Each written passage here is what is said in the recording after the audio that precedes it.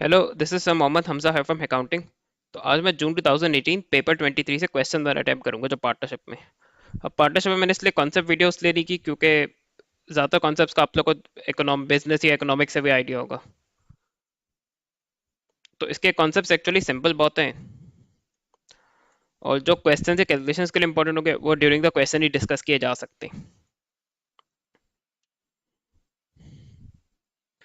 Carlos and Erica have been partnership for several years and prepared their financial statements to 31st July. At 1st August 2016, the following information related to non-current assets was available: plant and machinery, motor vehicles. During the year ended July 2017, the following took place. On 1 November 2016, the partnership purchased a new machine for 7500. तो year जुलाई में start हो रहा है, and हो रहा है, तो वो अगस्त 2016 से स्टार्ट हुआ होगा, तो ये ओपनिंग बैलेंसेज है।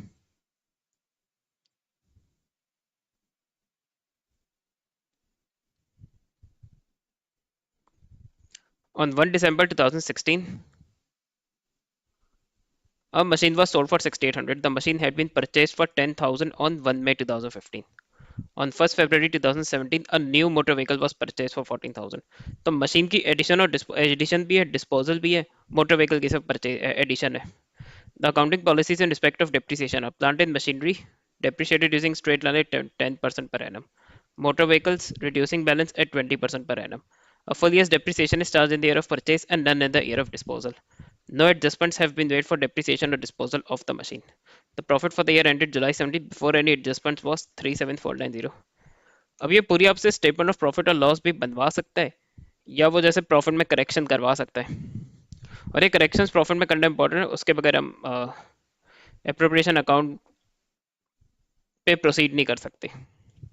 Calculate the revise profit before appropriation, तो उस पर इनकम स्टेटमेंट नहीं बनानी, सिर्फ प्रॉफिट में करेक्शंस करनी है। तो जो करेक्शन प्रॉफिट को इंक्रीज करेगी वो अमाउंट ऐड की जाएगी, जो करेक्शन प्रॉफिट को डिक्रीज करेगी वो माइनस की जाएगी।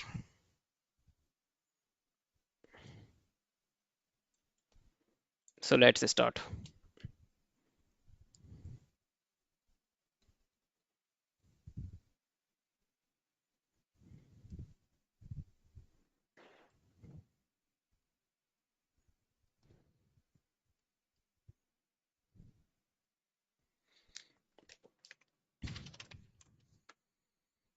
तो एक्चुअली मोटर व्हीकल सबसे इजी है इसमें।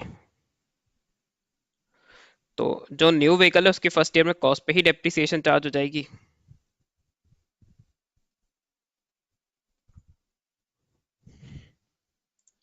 और जो प्रीवियस व्हीकल है उसकी नेट बुक वैल्यू पे चार्ज होगा। तो हम 18,000 कॉस्ट माइनस एक्यूमुलेटेड डेप्रिसिएशन कर दे। Provision for depreciation accumulated depreciation ही शो करता है। इस स्टेज पे तो आपको क्लियर होना चाहिए। पुराने का नेट बुक वैल्यू पे लग जाएगा 14,400 इंटू 20%,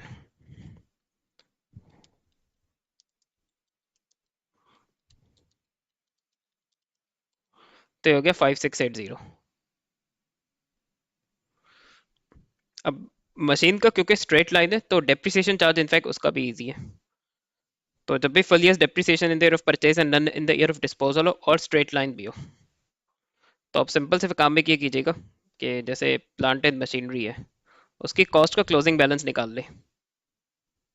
तो उसकी ओपनिंग 65 है, या आप टी अकाउंट से भी कर सकते हैं। जो नई मशीन है वो इसमें ऐड कर ले 7500, और जो मशीन डिस्पोज ऑफ की उसकी कॉस्ट माइनस कर दे, कॉस्ट में से कॉस्ट ही माइनस होगी। तो 65,000 प्लस 7500 माइनस 10,000, तो कॉस्ट का क्लोजिंग है 62,500।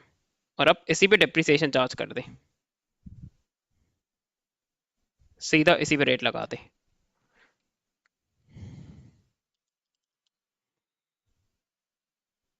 लेकिन ये मेथड अगर मंथली बेसिस पे डिप्रिसिएशन चार्ज हो रहा है स्ट्रेट लाइन है तो ये मेथड वर्क नहीं करेगा।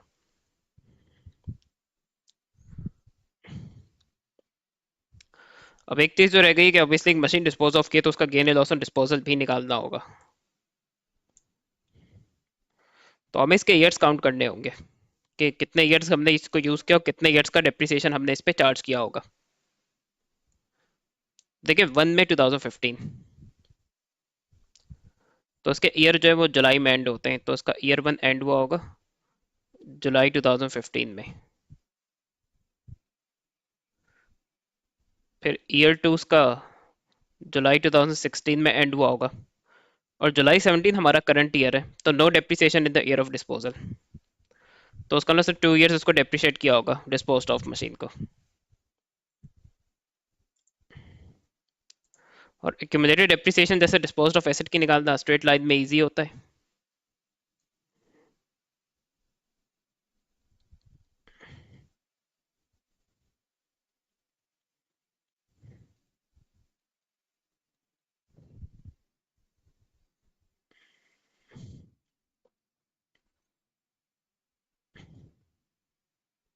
तो और इसकी कॉस्ट पे इसने और फुल ईयर जिस ईयर खरीदा है तो उस ईयर कुछ मंथ्स यूज किया, लेकिन फुल ईयर का डेप्रिसिएशन चार्ज होगा।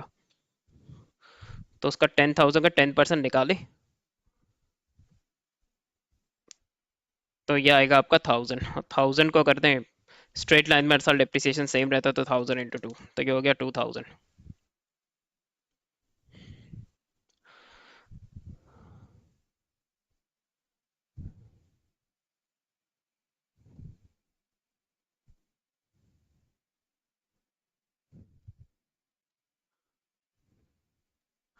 अब मैं क्योंकि डायरेक्ट निकालना gain loss on disposal prefer करता हूँ, आप लोग डिस्पोजल अकाउंट भी यूज कर सकते हैं। तो इस एसेट को बेच के 6800 मिले, ऑल्दो उसकी नेटबुक वैल्यू 8000 थी, तो ये लॉस ऑन डिस्पोजल है।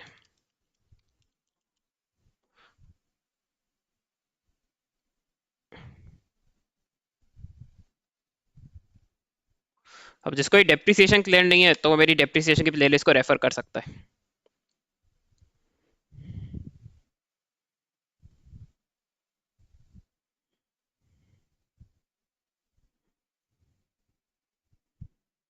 तो ड्राफ्ट प्रॉफिट है, तो फाइनल नहीं है, यानी 37490,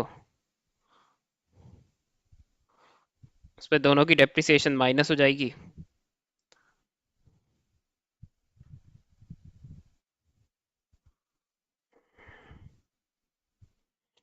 तो 5680 प्लस 6250, तो हो गया 11930, और लॉस ऑन डिस्पोजल भी इसमें से माइनस हो जाएगा।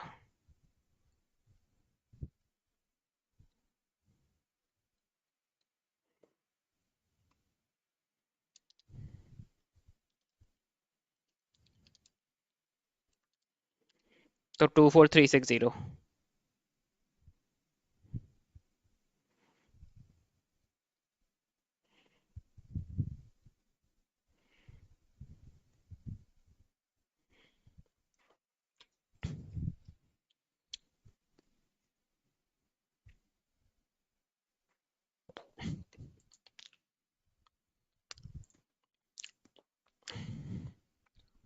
तो आई होप सो ये क्लियर है आप लोगों को। और जो ये स्किप करना चाहते हैं तो मैं टाइम स्टैम्प्स बना दूंगा अपने चैनल वीडियो पे जब अपलोड करूंगा। तो जो डेप्रिसिएशन आता है, जिन्हें जो से स्किप करके जो से इंटरेस्टेड है कि पार्टनरशिप अकाउंटिंग कैसे करनी है, तो वो फिर स्किप भी कर सकते हैं इस सेक्शन को। The terms of the partnership agreement are as follows. पेंसिल पार्टनरशिप सैलरीज है, इंटरेस्ट ऑन कैपिटल है। ये जैसे अगर पार्टनर कोई स्पेशलिस्ट स्किल दे रहा हो बिजनेस को तो उनको सैलरी मिलती है, और ये एक्सपेंस नहीं होगा, ये एप्रोप्रिएशन और डिस्ट्रीब्यूशन ऑफ प्रॉफिट है, तो उसको एप्रोप्रिएशन अकाउंट में लिया जाएगा। हाँ, एम्प्लॉइज की अगर वेजेस और सैलरीज है तो वो इनकम स्टेटमेंट में एज एक्सपेंस ली जाएंगी। इंटरेस्ट ऑन कैपिटल, पार्टनर्स जो कैपिटल इन्वेस्ट करते हैं बिजनेस में, तो उसके उसमें उनको इंटरेस्ट दिया जाता है, तो उन्हें मोटिवेट किया जाए कि वो और कैपिटल इन्वेस्ट करें फ्यूचर में। तो ये भी आउट ऑफ प्रॉफिट पार्टनर्स को दे रहे, तो ये एप्रोप्रिएशन और डिस्ट्रीब्यूशन ऑफ प्रॉफिट है, तो ये एप्रोप्रिएशन अकाउंट का आइटम है। No interest to be paid on drawings up to 20,000. Interest at the rate of 6% is to be charged on any drawings in excess of 20,000. तो partners को discourage करने के लिए कि वो ड्राइंग्स ना करें, एट टाइम्स उनसे ड्राइंग पे इंटरेस्ट चार्ज किया जाता है, to encourage partners to decrease their drawings. तो ये पार्टनर्स पे करेंगे, बिजनेस लेकिन रिसीव करेगा, तो उनके अप्रोप्रिएशन अकाउंट में ये ऐड होगा, प्रॉफिट को इंक्रीज करेगा। Whereas interest on capital salaries business out of profit partners को देगा, डिस्ट्रीब्यूट करेगा उनमें, तो ये प्रॉफिट में से माइनस किए जाएंगे। Profit and losses are to be shared in the ratio of the capital invested. At times ये गिवन होता है, वरना कैलकुलेट भी करना पड़ता है, तो ये मैं भी आपको करके दिखाऊंगा। Capital account Carlos Erika drawings. अब कार्लोस की ड्राइंग्स ही जो है वो 20,000 से बिलो है, तो उस पर कोई इंटरेस्ट ऑन ड्राइंग नहीं होगी, और एरिका की भी जो अबव 20,000 ड्राइंग्स है उस पर इंटरेस्ट चार्ज होगा।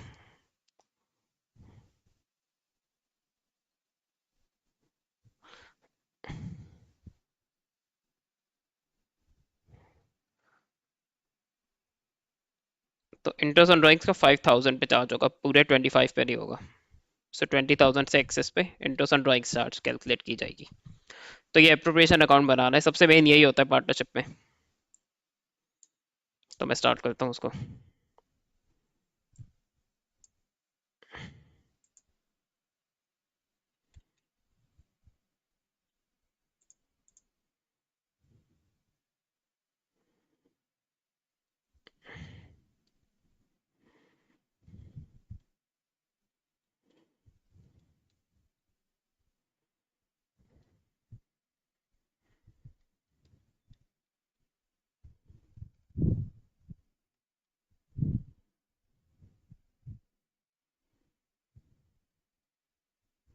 अब प्रॉफिट फॉर द ईयर को एट टाइम्स इसमें प्रॉफिट बिफोर अप्रोप्रिएशन भी कहता है, तो आपको दोनों वर्ड्स पता होने चाहिए।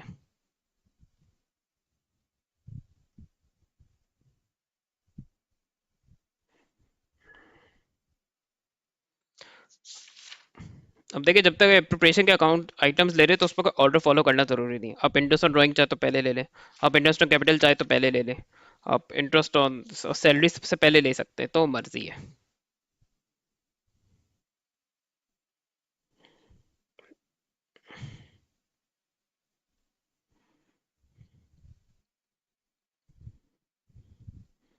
एक का मैं एग्जांपल लिखता हूँ, तो कार्लोस को ऑब्वियसली इंटरेस्ट ऑन कैपिटल्स के कैपिटल अकाउंट के बैलेंस पे चार्ज होगा।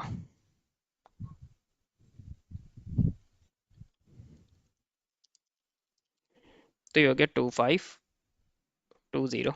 एरिका को ऑब्वियस है आपके कैसा आएगा, तो 28,000 का 3%, तो ये हो गया 840। पे इसका हम टोटल ले लेंगे, इन दोनों का हो जाएगा 3360। और अभी नहीं कीजिएगा, ये काम आपको आखिर में करना है। अभी आपसे टोटल निकाल के इसको सब्ट्रैक्शन के लिए शो कर दें।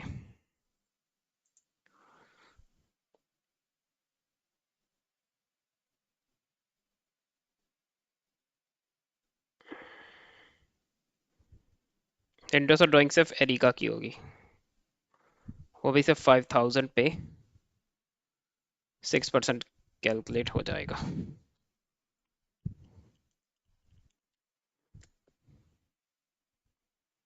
ये ऐड होगा प्रॉफिट में,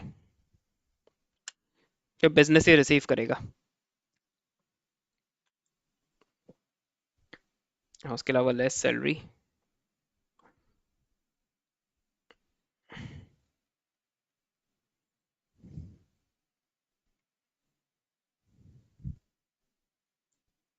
फिर इसका टोटल बनेगा 25,000। अब हमें सारी वैल्यूज प्लस माइनस करेंगे profit for the year, profit before appropriation में से।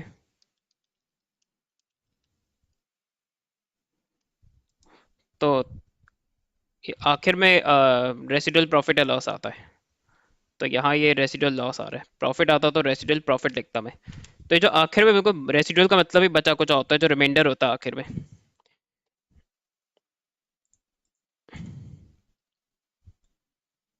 अब ये ना profit and loss sharing ratio में ये शेयर होता है। अब यहाँ तो मैं ये profit and loss sharing ratio ही नहीं दिया हुआ, तो पहले मैं आपको उसका मेथड वन करके दिखा देता हूँ, जो कि मेरे अपने नज़र में सबसे इजी है और टाइम से क्विक भी है। और स्पेशली अगर दो पार्टनर्स हैं, तो सिंपल आप दोनों के कैपिटल अकाउंट्स के बैलेंसेस एंटर कर दें फ्रैक्शन में या डिवीजन में। तो जैसे अगर ये 3 आया, तो उसका लिए 3:1 है। तो ये 84,000 रेशियो 28,000। तो उसको कैलकुलेटर में डायरेक्ट करते हैं, वरना लोवेस्ट टर्म्स में करना पड़ेगा, टाइम लगेगा। 3:1 ये रेशियो आ गया।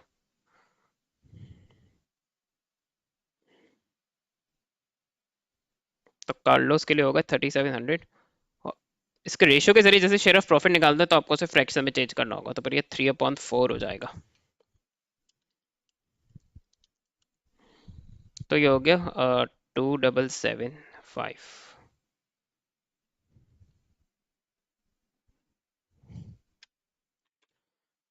और ऑब्वियसली एरिका के लिए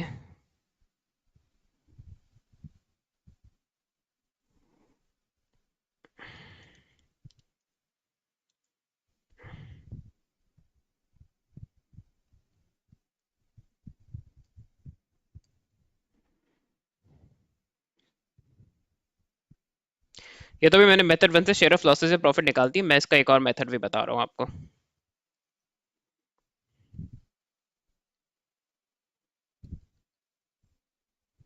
उसमें आप ये करें कि हम परसेंटेजेस निकाल सकते हैं कि किसका कितना परसेंट कैपिटल इन्वेस्ट हुआ हुआ बिजनेस में। तो कार्लोस का कैपिटल 84,000 है, और दोनों के कैपिटल को ऐड करें 84 प्लस 28 तो 112,000 बनेगा।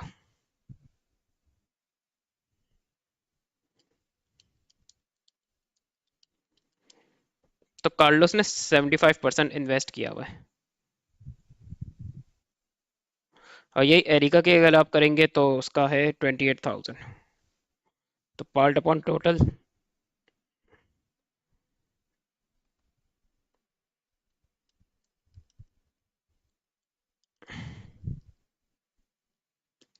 तो ये हो गया 25%। और अब मैं एक चीज़ दिखाता हूँ आपको। तो 3700 को अगर आप 75% से करवाएं तो देखिए वही शेयर ऑफ लॉस आया जो रेशियो के मेथड से आया था। तो ये दो तरीके सिचुएशन से डील करने के, कि अगर रेशियो आपको खुद निकालना पड़े।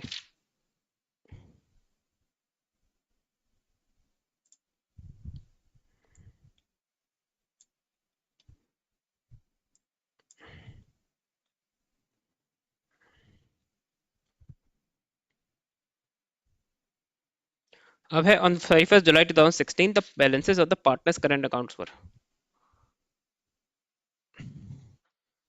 तो 31 जुलाई को ईयर एंड हो रहा है, तो उसका ईयर स्टार्ट वहाँ उसने खुद बताया कि 1 अगस्त 2016 से ईयर स्टार्ट हो रहा है उसका।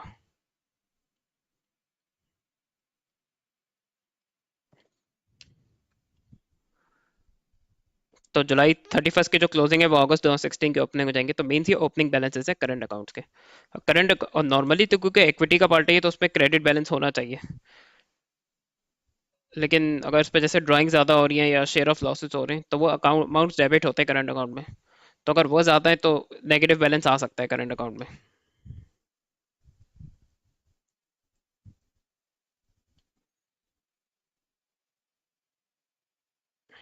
ये मैं यही प्रिपेयर कर दूंगा।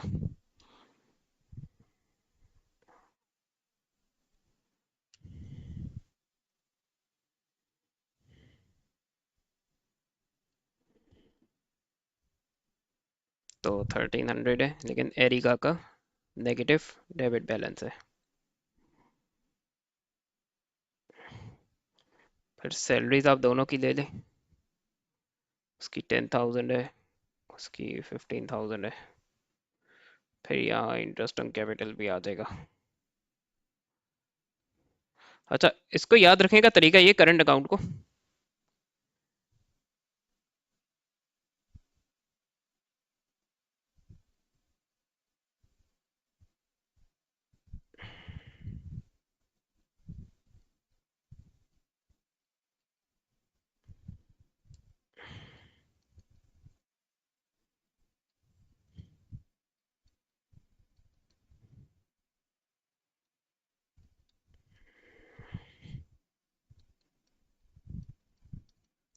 अगर पार्टनर रिसीव करे, जो भी चीज़ें पार्टनर रिसीव करे पर बिजनेस से उसको आप क्रेडिट कर दें, जैसे सैलरीज है, इंटरेस्ट ऑन कैपिटल है, शेयर ऑफ प्रॉफिट है। इवन अगर पार्टनर ने लोन दिया हुआ तो उस पर इंटरेस्ट मिल रहा है उसको, तो ये वैल्यूज आप क्रेडिट करेंगे करंट अकाउंट में। और जैसे ड्राइंग्स कर रहा है या इंटरेस्ट ऑन ड्राइंग वो पे करेगा, तो वो वैल्यूज आप डेबिट कर दें कैप करंट अकाउंट में। और क्योंकि शेयर ऑफ प्रॉफिट इस पे क्रेडिट होता है तो शेयर ऑफ लॉस डेबिट होगा। और उस पर रेफरेंसेस का भी मसला नहीं है कि इंटरेस्ट ऑन कैपिटल को इंटरेस्ट ऑन कैपिटल ही लिखना है, शेयर ऑफ प्रॉफिट को शेयर ऑफ प्रॉफिट ही लिखना है।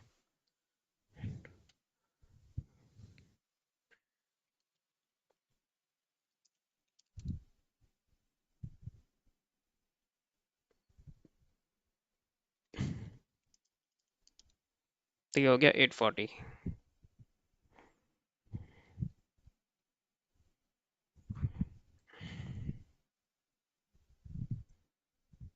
अब आ जाएगा इसमें ड्राइंग्स।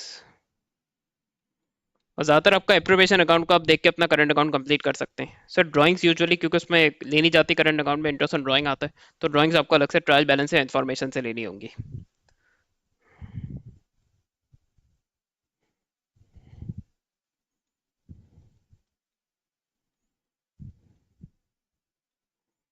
इंटरेस्ट ऑन ड्राइंग्स सिर्फ एरिका की है।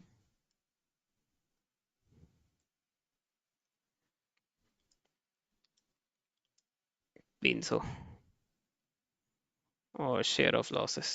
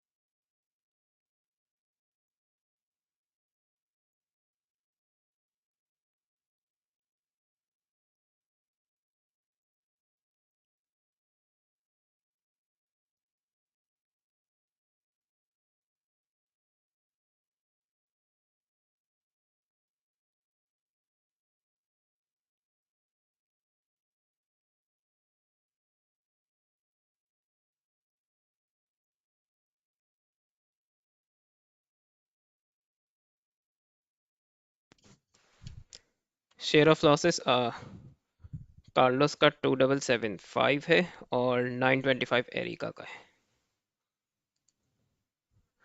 सारे आइटम्स मैंने दे दिए। अब हम ये चेक कर लेंगे कि अगर जैसे कार्लोस की 10,2520, तो उसकी क्रेडिट साइड का टोटल ही जो है वो उसकी ड्राइंग से कम बन रहा है। तो कार्लोस की debit side is greater than the credit side. तो बिगर साइड का टोटल हम दोनों साइड्स पे लिखेंगे और इसमें से लेसर साइड का टोटल माइनस कर देंगे, तो उसका बैलेंस ईडी आ जाएगा। और इस पे डेबिट बैलेंस हो सकता है। देखिए इसकी ड्राइंग ज़्यादा, ड्राइंग्स की वजह, मेन रीजन उसका ड्राइंग्स है। इसका भी यही इशू है, अगर आप देखें तो देख के ही पता चल रहा है कि इसकी क्रेडिट साइड बड़ी होगी, डेबिट साइड सॉरी बड़ी होगी एरिका की, क्योंकि उसकी ड्राइंग्स तो और ज़्यादा है।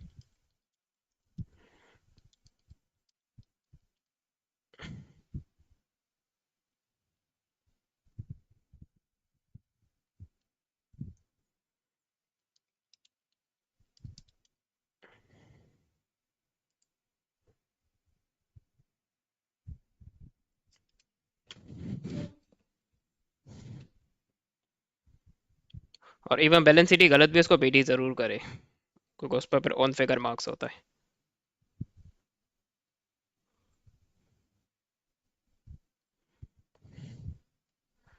सही, रेशियोज के पार्ट में इसमें नहीं करूंगा क्योंकि उसके लिए ऑलरेडी रेशियोज का टॉपिक है। हाँ, ये मैं advise the partners of 3 ways in which they could improve the cash position of the business, ये बगैर रेशियोज के आंसर किया जा सकता है।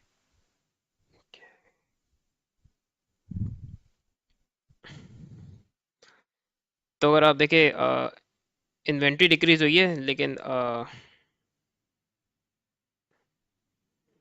इसको भी बेटर टू, क्योंकि रेशियोज के यूज के बगैर इफेक्टिवली आंसर नहीं किया जा सकता। ये इनफैक्ट इंपॉर्टेंट है, लास्ट कर सकते हैं।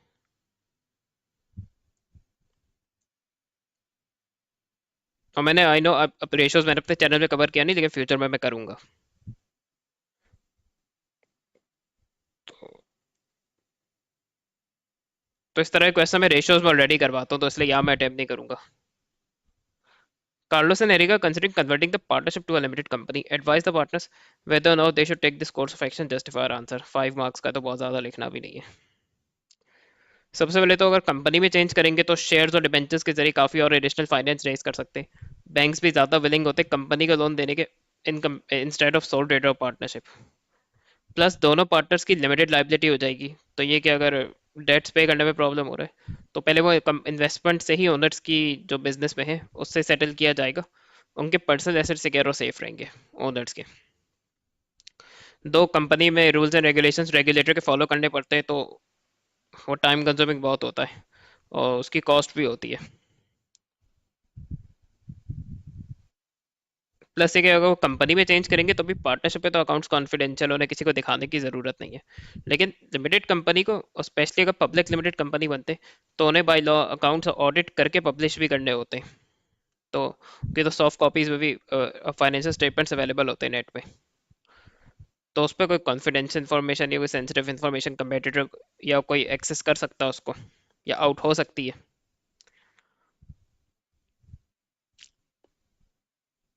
तो ये है।